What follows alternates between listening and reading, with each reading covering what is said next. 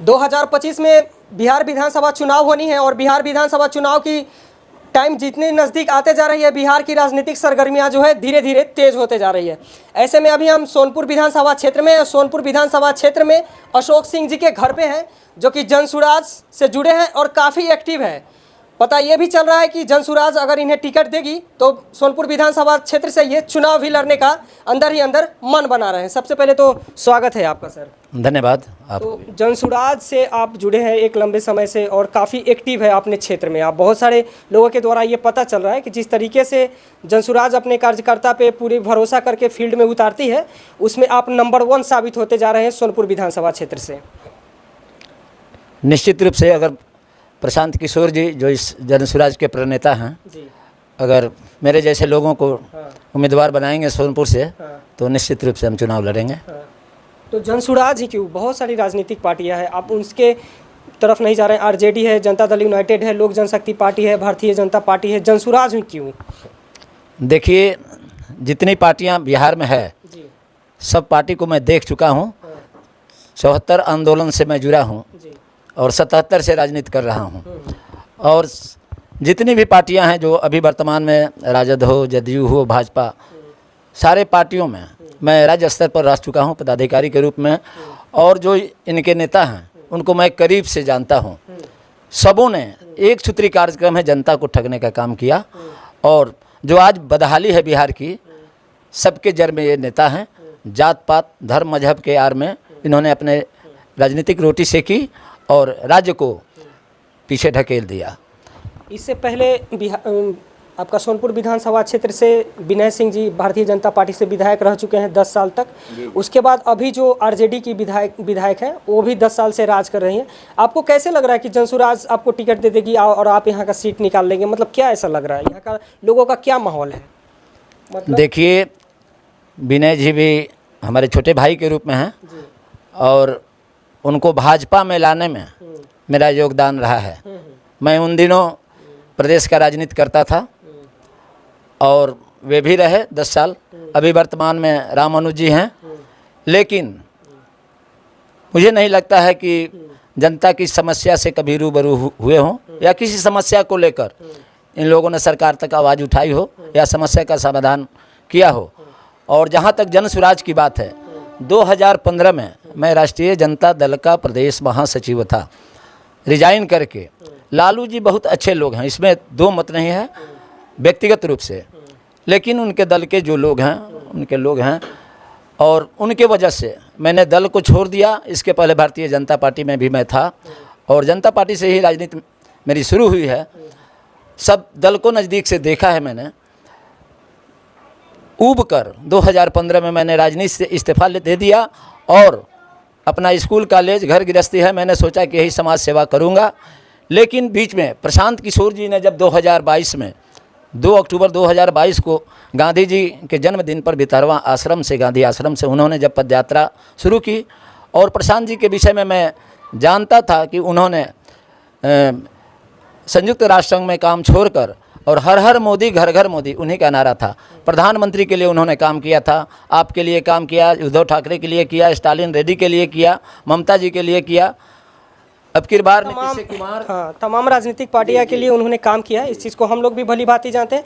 और जिस 2 अक्टूबर की आप जिक्र कर रहे हैं वहाँ पे हम लोग भी प्रेजेंट थे। हम लोग भी उस जनसैलाब को कवर करने के लिए गए थे। लेकिन जो जनसैलाब वहाँ पे उमड़ी हुई थी, क्या वो भीड़ जो है वोट में कन्वर्ट तो नहीं ना हो सकता है? देखिए, भीड़ वोट नहीं होता है, लेकिन धीरे धीरे लोग महसूस कर रहे हैं। विकल्प नहीं था, इसलिए कोई राजद में था, कोई भाजपा में है, कोई जदयू में है। अब विकल्प के रूप में प्रशांत जी आ गए हैं और जनसुराज पार्टी आ गई है, इसलिए लोग विकल्प एक देख रहा है। और तेज़ी के साथ पहली पार्टी है जनसुराज कि 1 करोड़ सदस्य बनाकर तब पार्टी बने। 1 करोड़ सदस्य से ज़्यादा बनाकर तब पार्टी का गठन 2 अक्टूबर को हुआ। और अभी जो उपचुनाव हो रहे हैं 4 जगह, उसमें चुनाव मैदान में भी उतरी है पार्टी दमखम के साथ में।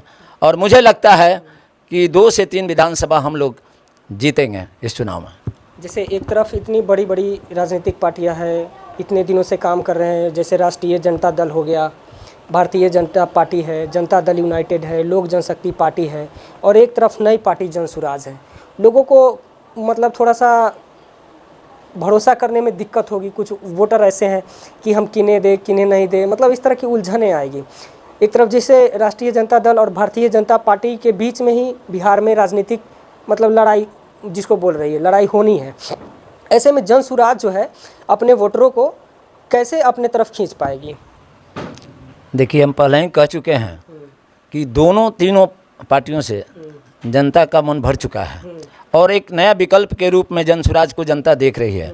और प्रशांत जी के काबिलियत के विषय में किसी से कहना नहीं है।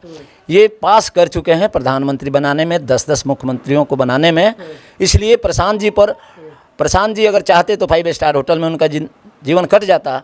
लेकिन बिहार की बेहतरी के लिए बिहारी शब्द जो गाली हो गया है, ये उनके दिमाग में जब समाया यह बात, तो उन्होंने बिहार का कभी एक गौरवमयी इतिहास था, यहाँ ज्ञान की भूमि थी।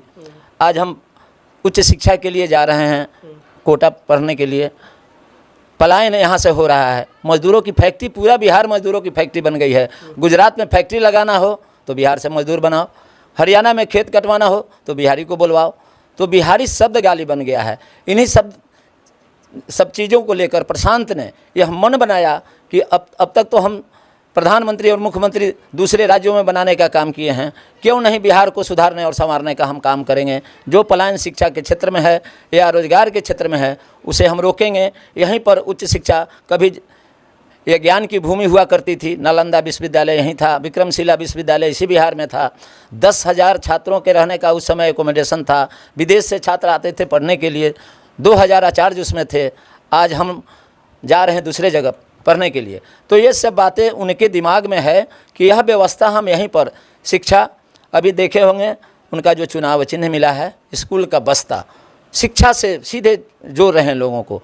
प्राथमिकता है शिक्षा। दारू पर भी उन्होंने बोला है हमारी सरकार बनेगी तो हम दारू 1 घंटा में या अगले दिन शुरू करेंगे। सबके पीछे लॉजिक है। जो पैसा खर्च हो रहा है, बंद भी नहीं हो रहा है, लोग मर रहे हैं। तो ये सब बातें सरकार झूठ मूठ के दावा कर रही है। इन सारी बातों को प्रशांत जी पारदर्शिता के साथ लाना चाहते हैं जनता के बीच। और निश्चित रूप से आप देखिए ना, इसी जो 13 तारीख को चुनाव है, 23 को नतीजा है, 2 से 3 सीट हम निश्चित रूप से जीतकर जनता का विश्वास हासिल करेंगे। तमाम राजनीतिक पार्टी या तमाम बड़े बड़े नेता ये इस चीज़ का दावा कर रहे हैं कि प्रशांत जी जन सुराज जो है वोट कटवा पार्टी बन के उभरा है, वोट काटने का काम करेंगे। अब देखिए, अभी तो कहेंगे ही, लेकिन सारी पार्टियां हड़क रही है, डर रही है। जगदानंद जी चिट्ठी आप देखे होंगे, उन्होंने चिट्ठी इशू किया अपने कार्यकर्ताओं को कि हमारे अफसोस जाहिर किया, दुख जाहिर किया कि हमारे कार्यकर्ता बहुत तेज़ी के साथ जन सुराज में जा रहे हैं, हम कार्रवाई करेंगे। जब उनके साथ रहबे नहीं करेंगे कार्यकर्ता, कार्रवाई क्या करेंगे। ये बेचैनी तेजस्वी जी अनाप शनाप बोल रहे हैं और पार्टियों में भी बहुत तरह की भ्रांतियां हैं। वो प्रशांत किशोर को भली भांति सब लोग जानते हैं कि अब लोग बदलाव के मूड में है। यह आप देखे होंगे कि पिछले दिनों बापू सभागार में जन सुराज का युवा का संवाद हुआ था। पूरा खचाखच 10,000 उसका कैपेसिटी है, जितना बाहर उतना भीतर। अल्पसंख्यकों का हुआ था, महिलाओं का हुआ था, अति पिछड़ा का हुआ था। आज तक 15, 20, 25 बरस से पार्टियां हैं। श्री कृष्ण मेमोरियल हॉल भर नहीं पाता है, जिसका 5,000 कैपेसिटी है, और 10,000 जो बापू सभागार का कैपेसिटी है। इसमें प्रशांत जी के आह्वान पर जुआ, नौजवान, महिलाएं, अल्पसंख्यक सारे लोग जा रहे हैं और खचाखच बापू सभागार, जितना बाहर उतना भीतर लोग रहते हैं। यह बदलाव का एक बयार बह रहा है बिहार में, और निश्चित रूप से परिवर्तन होगा। इन लोगों का काम लगा हुआ है, वोट कटवा कहें जो कहें, लेकिन यह तो अभी तरारी जो हो रहा है चुनाव, या इमामगंज, बेलागंज या रामगढ़, वहाँ प्रशांत जी का पदयात्रा भी नहीं हुआ है, वहाँ संगठन भी मेरा नहीं है, लेकिन लोगों का रुझान पक्ष में है। अगर उत्तर बिहार में कहीं होता चुनाव, उपचुनाव, तो हम डंका के चोट पर कहते कि इतना वोट से हम जीतेंगे। लेकिन आज भी उम्मीद है कि निश्चित रूप से जन सुराज को कामयाबी मिलेगी। क्या लगता है, जिस प्रकार से जन सुराज दावा कर रही है कि हम आते ही सब कुछ बदल देंगे, ऐसा तो नहीं कि प्रशांत जी के हाथ में जादू की छड़ी है, एक ही बार में वो पूरा बिहार को बदल देंगे? नहीं, ऐसा कुछ नहीं है। इसमें समय लगेगा। 2 बरस, 5 बरस, 10 बरस भी लग सकता है, एक दिन का चीज़ नहीं है। लेकिन निश्चित रूप से बदलाव जब आदमी महसूस करता है, व्यक्ति महसूस करता है, तभी परिवर्तन होता है। और लोग परिवर्तन के मूड में है। 1 दिन, 2 दिन में, 5 दिन में बिहार, और इसमें वर्षों लग सकता है, 10 बरस भी लगेगा। तमाम राजनीतिक पार्टी हो, बड़े बड़े नेता हो, आते हैं बिहार में, सिर्फ बिहार बदलने की बात करते हैं। लेकिन हम भी बिहार से ही हैं और हम ये देख रहे हैं कि आज तक बिहार बदलते बदलते नेता बदल गए, लेकिन बिहार नहीं बदला। आप ठीक कह रहे हैं, नेता बदल गए, बिहार नहीं बदला। इसका कारण है 1200 परिवार है पूरे बिहार में। उसी परिवार से लोग एमपी का बेटा, फिर एमपी, विधायक का बेटा, फिर विधायक, मंत्री का बेटा, यह प्रक्रिया लगा। इसी को तोड़ने के जन सुराज माने जनता का राज्य, सुंदर राज्य, और इसी को लेकर यह मुहिम जो शुरू हुआ है, ये जो मोनोपोली है, जगदानंद जी उनका बेटा में एमपी बन गया, अब छोटा बेटा उसका हकदार। 60,000 रामगढ़ में राजपूतों की संख्या है, 60,000 राजपूतों में कोई भी योग्य राजपूत नहीं था, उन्हीं का बेटा था। तरारी में सुनील पांडे, बाहुबली, क्रिमिनल, कभी जदयू में थे, कभी लोजपा में थे, अब टिकट लेने के लिए भाजपा में आए, टिकट खरीद के, बाहुबली हैं, पैसे वाले हैं। उनका बेटा जिसका कोई जनाधार नहीं है, उसका एक ही जनाधार है कि सुनील पांडे बाहुबली का बेटा है। जीतन राम मांझी चले गए, मंत्री बन गए केंद्र में, बेटा मंत्री है बिहार में, लेकिन संतोष नहीं है, अब बहू को लड़ा रहे हैं। इसी वंशवाद को ख़त्म करने के लिए प्रशांत जी मुहिम छेड़े हैं। उनको न नेता बनना है, न बिहार का मुख्यमंत्री बनना है। नेता, अभी हम लोगों ने संकल्प लिया था कि पार्टी का पहला अध्यक्ष दलित होगा, और उन्होंने दलित को बनाया, और एक योग्य दलित को, जो 4 देश में एम्बेसडर रह चुका है और भारतीय विदेश सेवा में भी काम कर चुका है, पास कर चुका है, उस व्यक्ति को, IITN को खोज कर उन्होंने निकालने का काम किया, और एक अच्छा प्रयास है। इसी तरह हमको लगता है कि एक दिन में सुधरने वाला नहीं है, लेकिन एक प्रयास है जो आगे। मतलब प्रशांत जी का ये विज़न है कि 13 करोड़ की आबादी वाले बिहार में जो है 1200 परिवार का ही कब्जा है, वो कब्जा जो है पूरी तरीके से हट जाना चाहिए।